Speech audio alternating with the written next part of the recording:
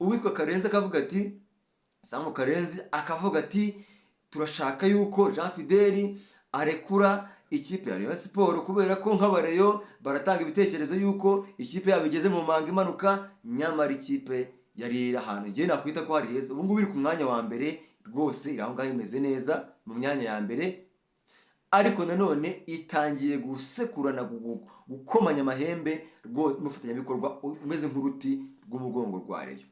Ubu ngubu Aime Niyibizi namugarukira kubera yuko yagaragaje ko Ritadi ikipe ayifite ifite ubuyobozi bwiza. Mwabasaza mwe intambara Karenzi yabarwaniye muramutengushye. Igikombe cya shampiyona muragishaka, mwatangiye umwijyane. Abakinnyi bari kwivumbura mu myitozo bakavuga bati mugaruka mu dutware, imodoka iri kwakuza gutwara. Ese ya bisi yagomba gutwara abareyo yaheze kugeza naho ngo umushoferi asigaye yivumbura. Umushoferi wa Rayon Sport nawe guhembwa ni ikibazo. Umushoferi utwara Rayon guhembwa ni ikibazo. Ibintu byo ndahayibuse najya kuvuga kuri se kwica umutumirano. Uvuze ko nyirugo yapfese ubumwishe. Umushoferi utwara abakinnyi nawe arijujuta, aragera mu nzove kubera kutabishaka, bavuga ati tugaruka utwara abakinnyi, akavuga ati singaruka. Aho yabanaga n'umugabo we mu buryo butemewe n'amategeko. Uyu Musengamana rero mwibuke muri ndimanga zabatsinda Kagame yarukuye ku mweto, abavuga amagambo byari byabananiye. Ni Musengamana wasezeranye n'ubundi yambaye imyambaro ijya gusa n'amabaragize ibendera rya RPF Inkotanyi nk'umuryango. Mubwiza ukuri ko ni ibirori byiza cyane byanitabiriwe n'ibitangazamakuru bitandukanye, ndetse na Mupaga Steve natwe tuba twayakure twagezeyo imbere cyane. Bisubiyemo Scovia ku makuru dukesha mama urwa Gasabo TV abanya mu rusengero bakavuga ati Platini P ashobora kubona abagiye kwiyegurira gospel kubera yenda depression nkuko bivugwa yo mu rushako agire mu rushako. Hari umwe mu bagabo witwa Jangwani yagize gutya aribwo yaganiraga na SKFM. Nashatse kubigaruka ariko mbura umwanya kugira ngo bigarukeho. Dore nk'uko urutonde rwagiye rugaragaza uburyo abanyamakuru bagiye barambagizwa na SKFM bagiye bakurikirana mu buryo bw'amafaranga. Burya amakuru yaje kumenya nuko uwitwa Uwera Jean Maurice ariwe muntu ariyo rekritoma yahenze Samu Karenzi kugira ngo atangize SKFM. Ku mwanya wa kabiri, mwanya wa kane muhaguruke twakire umuntu bita ku mwanya ukurikiye bagize kuwa kanga kuwa gatanu. Ku mwanya wa gatanu hari umuntu bita Mubicu ari mu bantu bahenze cyane Samu Karenzi cyane kubukura kwa KNC amujyana kuri SKFM, ndetse rwose ni recruitment yabaye mu ibanga kugira ngo hatagira ikintu kikoba mu nkokora. Ku mwanya wa gatandatu hari umuntu bita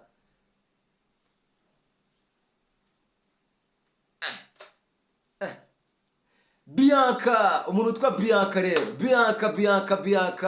Bianca baby Keza Cedric mu bagoranye. Ku mwanya wa 9 hari umuntu bita ngwiki, hari umuntu bita Ishimwe Rikari. Ngo bigiye bimanuka countdown y'uko recruitment zagiye zigenda mu guhenda cyangwa se mu kugorana cyangwa se mu gusinyisha akaramu karemereye no kumufuka no kuri banki cyagiye kijyaho, nuko byagiye bihagaze. Mwakwibaza ngo rero bimeze bite? Umuntu waje ku mwanya wa 10 kubaha ikaze abakunzi bacu badukurikira umunsi ku munsi. Jewe tubana hano, ndabizi neza ko tuba tubanye 5 kuri 5. Ikindi kandi nitwa Mupagasi, turabana nizere ko ukunda kudukurikira kandi mutaradukurikira ni inzira nziza kudukurikira umunsi ku munsi twa tubana ku makuru yacu buri munsi. Icyo gihe rero gukangurira gukanda kuri subscribe nkuko bikunda kuvugwa, ndetse byaba narimba kuduha n'ibitekerezo byawe ko watangiye wumva buri kimwe cyose tubanamo umunsi ku munsi. Uherereye hehe? Uri mu Rwanda, uri hanze y'u Rwanda, uri mu mipaka itandukanye, cyangwa se utwumva uri mu ntara, uri mu Rwanda mu ntara, aho hose aho uri hose guhaye ikaze. Reka ninjye ntagiye guca ku ruhande rero kugira ngo twikomereze. Habonetse inkuru nyinshi cyane zigaruka ku biganiro cyane cyane byateje impaka hagati ya Rayon Sport n'umuterankunga mukuru witwa Skol. Iyi Skol murabizi ko ariyo imaze igihe imyaka myinshi cyane itera inkunga ikipe ya Rayon Sport cyane cyane mu buryo bwa mikoro ndetse mu buryo bw'ikibuga cya interinama cyari cyahagaritswe, ariko nanone amakuru yagiye hanze ndetse biragaragara ko bongeye kugikora nk'uko amakuru nayakuye hariya hakurya iriya mu Nzove. Nabonye imyitozo rwose yongeye irasubukura. Ibyo ni ibintu dukwiye kwishimira, ariko ntabwo ngiye kuvuga ku ibyo ngibyo. Ngiye kongera ngaruka ku muntu witwa Jean Fidèle n'abasaza. Ngiye ndibuka intambara zakoraga kuba mu biganiro by'amaradiyo zitandukanye zivuga ziti Jean Fidèle rekura ikipe y'abandi, Jean Fidèle rekura Rayon Sport y'abandi irakunaniye nta kigenda cyane. Ariko nkubwire ngo ukungoma ya Jean Fidèle, uyu mugabo witwa Jean Fidèle, Richard Jean Fidèle habaye ibitangaza bikomeye cyane, habaye ibitangaza bikomeye cyane. Buriya nagize ubwoba ubwo nabonaga aba basaza ngo baza muri Rayon Sport baje bagambiriye kugira ngo bategure derby yagombaga kubera mu mahoro yo na APRFC. Icyo gihe naravuze nti ku mutima naravuze nti se bano basaza ni urukundo bafitiye Rayon Sport cyangwa se nuko ari akaderby kari hafi aha ngaha bavuga bati tugacape dukuremo ibiceri byacu. Muzi intambara zakurikiye iyi derby ko harimo n'abantu bimye amasoko bikire mu manzi. Aho ngaho byahise bigaragara ko abasaza nubwo bafashe ikipe ariko bayifashe batazi aho igiye kugana. Batoye komite Muvunyi, aba perezida w'icyubahiro, Tade rwose aba perezida wa FC, zombi ubwo nukuvuga ngo n'abakobwa n'abahungu. Ndakubwiza kuri abandi bagenda bigabagabanya imyanya, ariko ragira ngo nkubwire ngo nimbe na Jean Fidèle. Igihe cyose Jean Fidèle yayoboye Rayon Sport ntiyigeze igirana ikibazo na Skol, ntiyigeze igirana ikibazo n'ubuyobozi bwa Skol nk'umuterankunga mukuru, kandi yari ifite andi makompanyi bafatanya ayitera inkunga yamamaza. Ibibazo byose Jean Fidèle yabibyimbye ku mutwe we. Ndibuka cyane cyane nari nkomoje ku biganiro byajyaga biba, uwitwa Karenzi akavuga ati Samu Karenzi akavuga ati turashaka yuko Jean Fidèle arekura ikipe ya Rayon Sport kubera ko nk'abareyo baratanga ibitekerezo yuko ikipe yabo igeze mu manga imanuka, nyamara ikipe yari iri ahantu ngiye nakwita ko hari heza. Ubu ngubu iri ku mwanya wa mbere rwose, iri aho ngaho imeze neza mu myanya ya mbere, ariko nanone itangiye gusekurana gukomanya amahembe rwose umufatanyabikorwa umeze nk'uruti rw'umugongo rwa Rayon. Kandi wibuke ikindi cya kabiri, wibuke ko ubwo Jean Fidèle yayoboraga Rayon icyo gihe yari afite uburyo ki akemura ibibazo bye by'ikipe, bakaza amashyamba ngo yuko bamwe ngo bagize gute ngo yanze yuko bayifatanya. Ndabyibuka ubu ngo noneho ngiye ndi ku ruhande Eme namugarukira bakiri kuri Fine FM bajyaga rwara intambara we na Karenzi, nkavuga noneho ngubu Eme nibizi namugarukira kubera yuko yagaragaje ko Retired ikipe ifite ubuyobozi bwiza. Icyo gihe rero ndahamya neza ko uwari kubireba icyo gihe yari kuvuga ngo iyi kipe wa mugani iri kugana he, ariko ubireba ubu ngubu urabona ko ku bwa Jean Fidèle ariko ikipe yari imeze neza. Nubwo bango iri mu manga ngira icyo, ariko ikipe yari ifite biro. Ubu ngubu tuvugana ikipe nta muntu uza ahantu isinyira amasezerano, ijya mu duhoteli tumwe na tumwe ugasanga iri mu kutubinga hakurya no hino ngo ntiri gusinyira amasezerano. Umukinnyi ntabwo amenya ngo bamusinyishiriza. Umukinnyi wa Rayon Sport ashobora kuza kumva ngo yarasinye ariko ntuza nawe ubwe ntazahana azajya muri biro ya Rayon. Uretse kuvuga ati uyu munsi twagiye ahangaha, murabizi nigeze kubona ifoto imeze nk'aho umuntu ifoto yari mu kirere kuri Twitter ngo dore ngo Rayon Sport iri gukorera akanama. Ubwo ni abasaza afite amamiliyoni. Rero nkibaza nti kubera iki ku bwa Jean Fidèle Rayon Sport yari imeze neza, ifite biro, itari mu muhanda nkuko Yemeni bize kura kubivuga, avuga ati ubu ngubu ikipe ifite komite, ifite ahantu wayibariza, ntabwo ari ikipe yo mu muhanda, ntabwo ari ikipe yo muri Borodire. Ariko ubu ngubu tuvugana ikipe nubwo iri ku mwanya wa mbere. Numvise amakuru ko ejo bundi ikipe yateze twegerane iva mu Nzove. Abakinnyi bavuye ku myitozo bateze twegerane, basekurana imitwe n'abafana, basekurana imitwe n'abaturage bavuye guhinga, basekurana imitwe n'abaturage bivire mu turimo twabo, bavanye inkoko mu isoko, bajyanye ibijumba ku isoko, abagiye hehe, abagiye kunywa ikigage hirya y'ingiyo, bagiye mu kabari, ngo bagiye basekurana n'abakinnyi bagenda bagatimeze bite. none se iyi Rayon Sport ko harimo ko bavuze ngo abasaza ngo baraje ba nyiri ikipe babonye ikipe, ubu ngubu akaba aribwo turi kumva noneho hafi kubaca miliyoni zirenga 6,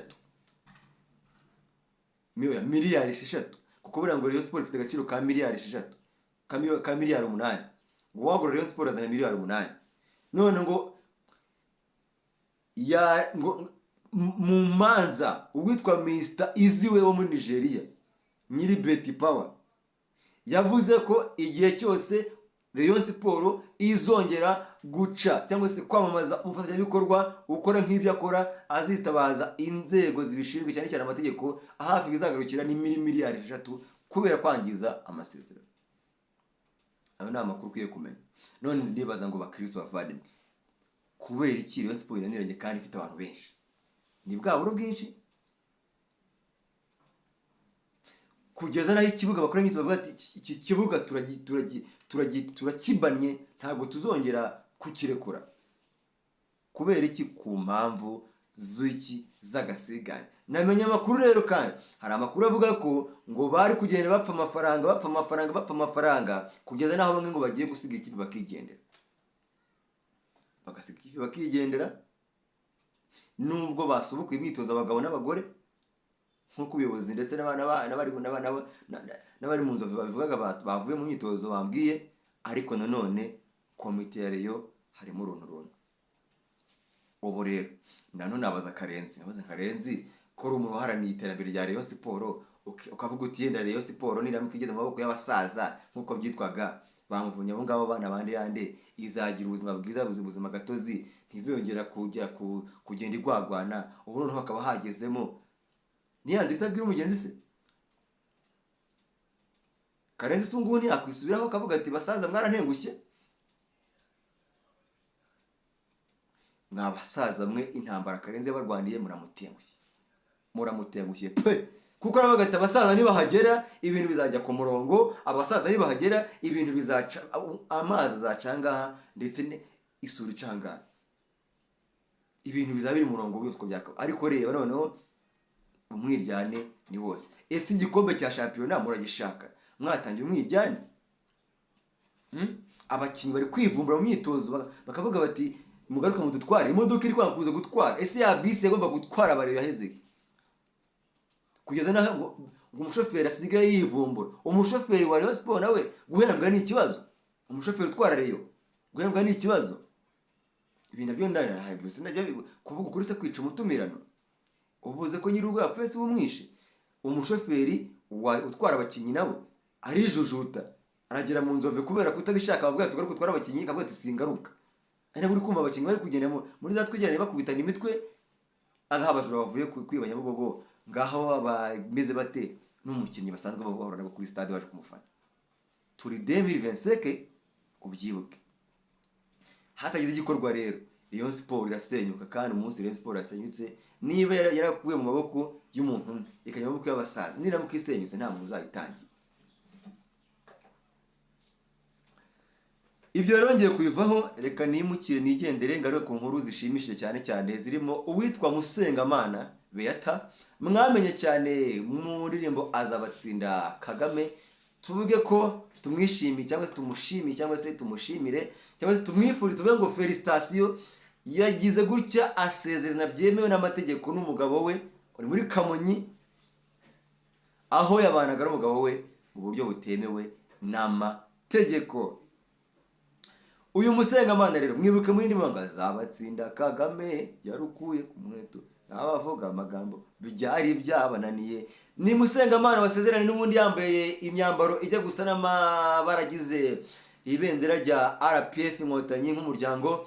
Mubwiza ukuri ko ni ibirori byiza cyane byanitabiriwe n'ibitangazamakuru bitandukanye, ndetse na Mupagasi TV natwe tuba twayakure twagezeyo imbere cyane. Ndagira nkubwire ko rero sasa nyuma y'ibyo ngibyo uwitwa Musengamana tumwifurize urugo ruhire. Nagiye mbona uburyo hanagiye agaruka mu bitangazamakuru agaragaza ubuzima bwe bwa kera n'ubuzima bw'ubu ngubu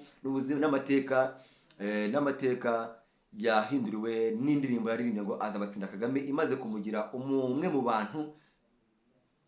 bantu bazwi n'igihugu cyose. Ngira ngo indirimbo ye Azabatsinda Kagame urabizi ko yaninjiye mu ndirimbo ziririmbwa na bande ya gisirikare kabisa. Karasisi iri mu ndirimbo ya Karasisi.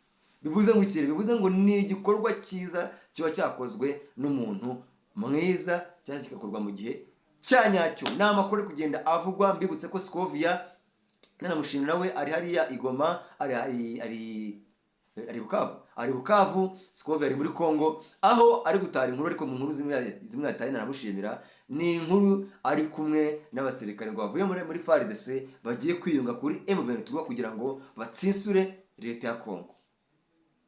Wabyumvise?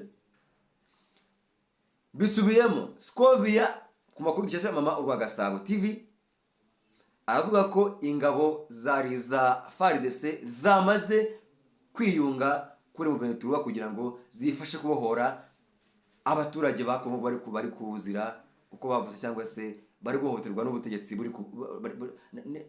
n'ubuyobozi buri ku butegetsi bari kumvuga.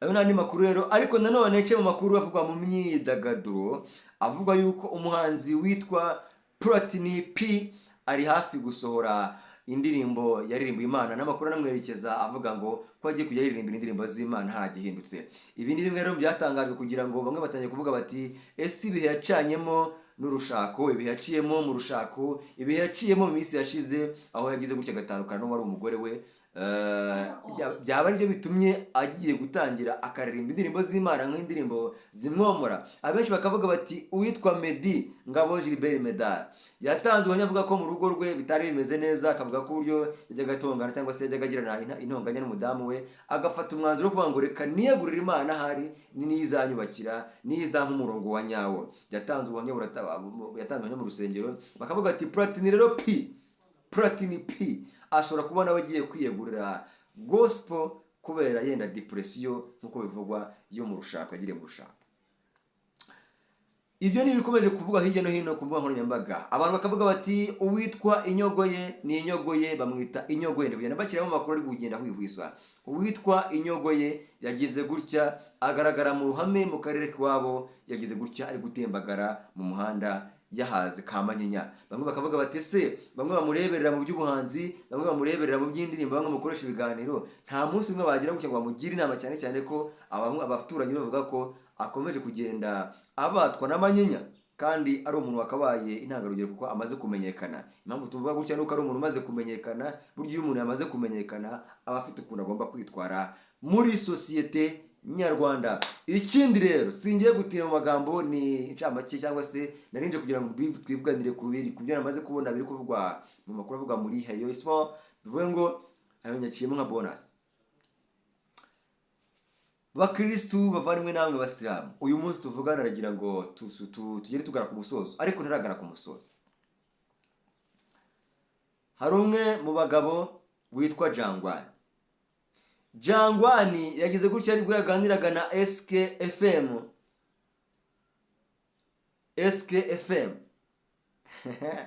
Ariko aya makuru ubu ngo ari njye gusoza nkumva nibutse ibindi bintu.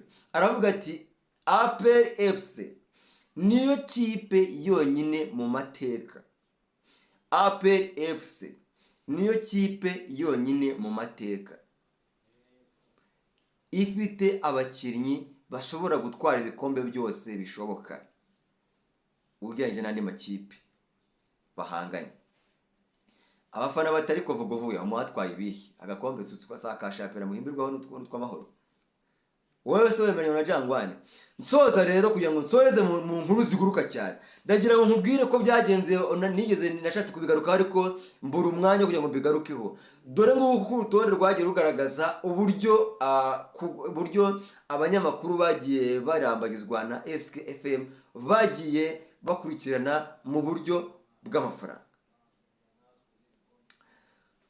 Burya amakuru yaje kumenya nuko uwitwa Uwera Jean Maurice ariwe muntu ariyo rekritoma yahenze Sam Karenzi kugira ngo atangize SKFM.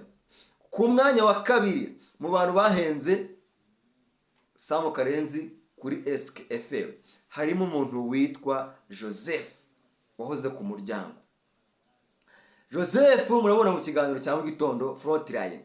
Ku mwanya wa gatatu hariho bita Edi Sabiti akaba ari umufatanyabikorwa nawe ari mu bantu bahenze cyane kuri radiyo.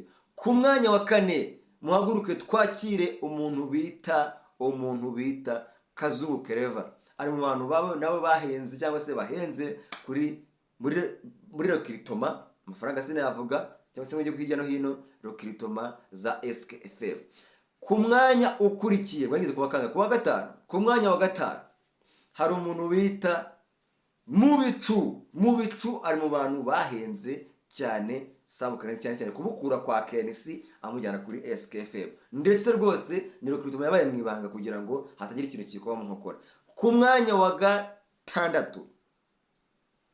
gatandatu hari umuntu bita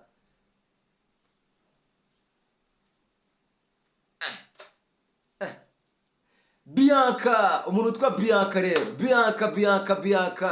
Bianca baby, ari bahenze. Ku mwanya wa karindwi hari umuntu bita Emenibizi. Ku mwanya wa 8 hari umuntu bita Kiza Cedric mu bagoranye. Ku mwanya wa 9 hari umuntu bita hari umuntu bita Ishimwe Rikari. Ubwo bigiye bimanuka countdown y'uko rokiritoma zagiye zigenda mu guhenda cyangwa se mu kugorana cyangwa se mu gusinyisha agakaramu karemereye no ku mufuka no kuri banki cyagiye kijyaho, nuko byagiye bihagaze. Mwakwibaza ngo rero bimeze bite? Umuntu waje ku mwanya wa 10 bamwita Ruberwa Alan, niko amakuru avuga. Abanyamakuru 10 bahenze nuko bagiye bahenda. Niba umwe yarahereye muri miliyoni 100, ubwo wanyu bari muri miliyoni 10. Niba umwe yarahereye muri miliyoni 50, ubwo wanyu bari muri miliyoni 5. Nuko bimeze. Iyo amafaranga ni akazi, ni prive zabo, ibindi byose nguko byagiye bimanuka bigenda. Ni countdown y'uburyo ki bagiye bahenda Sam Karenzi. Ubwo rero urumva nka Sam Karenzi ukuriye department nyiri radio, nawe rwose nyihanganire, nuko bimeze. Niyo makuru mfite. Ubwo nawe hagize abaza andi makuru arenzayo bavuguruza rwose, bavuguruza, niko bivugwa nkurikije intasi zanjye. Ubwo singiye mu bandi mutundi two kwiga ku Rwanda, ariko nuko byagiye bihenda. Soreje ahangaha, Imana ibahe umugisha kandi mukomeze kubana natwe. Nitwa Mupagasi, ibihe byiza.